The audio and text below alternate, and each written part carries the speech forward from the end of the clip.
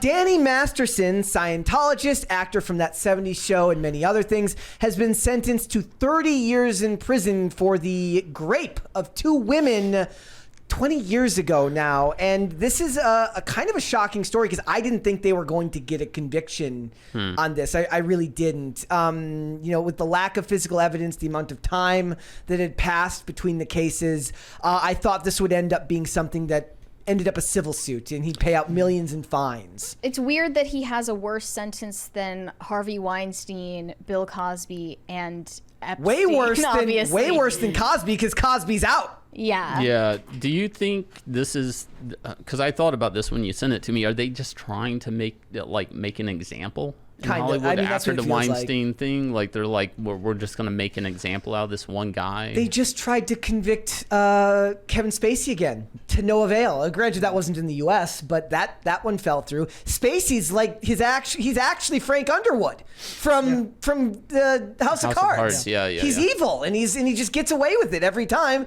Danny Masterson, if I had to put money on it, guilty. Probably guilty. I would say probably guilty. I mean, what kind of people does the Church of Scientology attract? Yeah. Probably the mentally unwell. But just because I think he's probably guilty does not mean that in the absence of physical evidence, it's very hard to understand how such a conviction came through. Right. Well, they also started this lawsuit because they were getting allegedly stalked by members of the Church of Scientology. They launched that in 2019. I'll read here about. They were like saying they're trying to pressure us into staying silent about our allegations. Yeah. Let's. Oh, there's a $20 one there from Gordon Shumway. He said. Sorry, it's not showing up for me. I'll read it. A lucky break for Apple is having the rights for the MLS now that Lionel. By the way, Lionel Messi. Sorry, go ahead. Lionel Messi signed for Inter Miami. They have had a pretty decent bump in ratings for his game, and since he is an international star, it should really help. Yeah. Does anybody know the reference to his name, Gordon Shumway? No. It was Alf's real name on Melmac. Oh, okay. There you go. I hadn't know that. He's been watching since day one, I think. Gordon that is not on his driver license. So here's what it says for the Church of how the Church of Scientology was involved. It says one alleged victim. I guess is it alleged now because it's proven in court. One alleged victim went to the police after the alleged R word was claimed with. The alleged R word claimed she withheld some information to protect the church. So this first victim tried to protect the church. 2 of the 3 women testified that they reported the abuse through proper channels within Scientology, but that it was essentially covered up. The 3rd woman said that she was too afraid of the church to report the crime.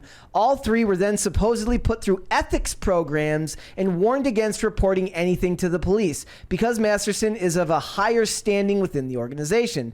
The women all claim they've been harassed by the church because he's famous, that they've all been harassed by the church since this happened. And these claims about harassment from the church from all, members who have since left have gone on for decades now. The show The Mentalist had their own fake version of Scientology called Visualize, and they did episodes that were all the same thing where people would follow people around and take pictures. Got a $20 one from Alpha Suma said, this guy's Accent comic looks really good. There's another comic called Godlike, looks like Kirby, really awesome.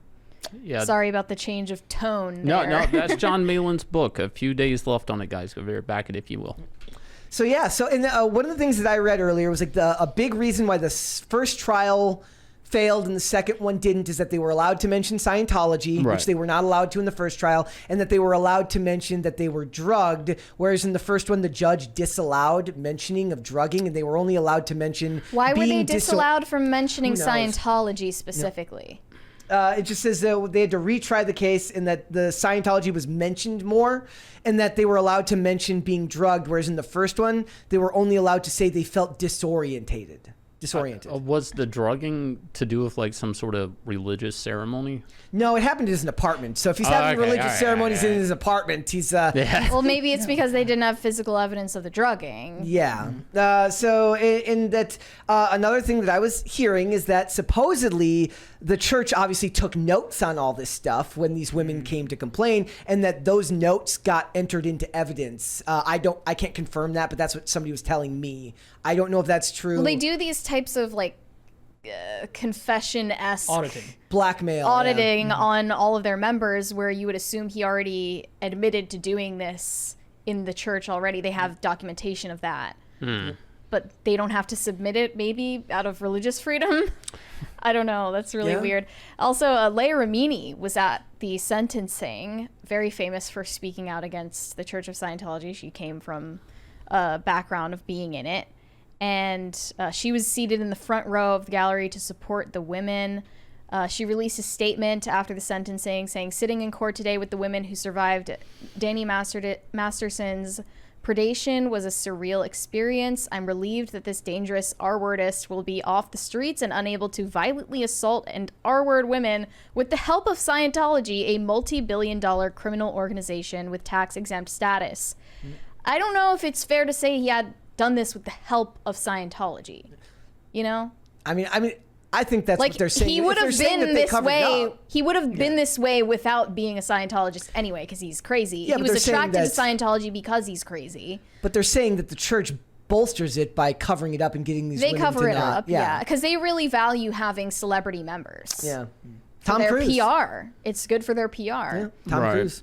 Yeah, I have a Tom Cruise candle. That's why you can't trust Tom Cruise. He's got to have some shadowy dealings. I don't trust him. I wonder if the church gave their records to the court to keep other government offices wanting to investigate internally, into more. I wonder if this is just a sacrificial lamb situation. Right. Let the church is you can take this one. Don't look cooperative. Like behind. Weinstein. Yeah. In the name of transparency. Yeah. I mean, but again, I'm not saying that type of thing happens there, but maybe it does. They do have this hierarchy thing.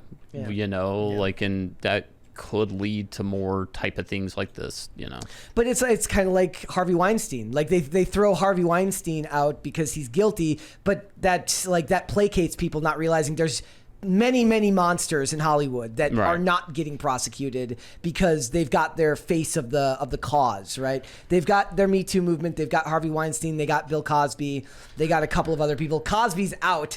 Spacey didn't get convicted, and the cycle just continues. We see there are other Harveys. Dan Schneider. Dan Schneider's not in jail. Nobody. He was also partially mean to because he yelled at people on sets. There's a $20 one there from Stint. Sorry, I didn't see the last letter. Shane, didn't you survive a cult of Dungeoneers just over a month ago? So the Dungeoneer incident, I did not partake in the dungeons of Tampa Bay. The devil's play pit, if you will. I think this is one of these things where it's just I'm almost going to assume this gets overturned. I just because the lack of physical evidence. He's got money. He's gonna keep appealing. So the evidence, Weinstein still keeps appealing. Well, the evidence thing, we kind of this came up on the show last night on the Jack show. But it came up I'm assuming there maybe is some evidence, some rape kits were done back then, but then why did it take this long? Yeah. So is this all just he's getting tried off of accusations, but no real evidence? I know we are in the Me Too era, and I'm not leaning either way on this, but I think the dude's guilty. I believe the dude's guilty. Absolutely. I'd probably bet on it. Yeah.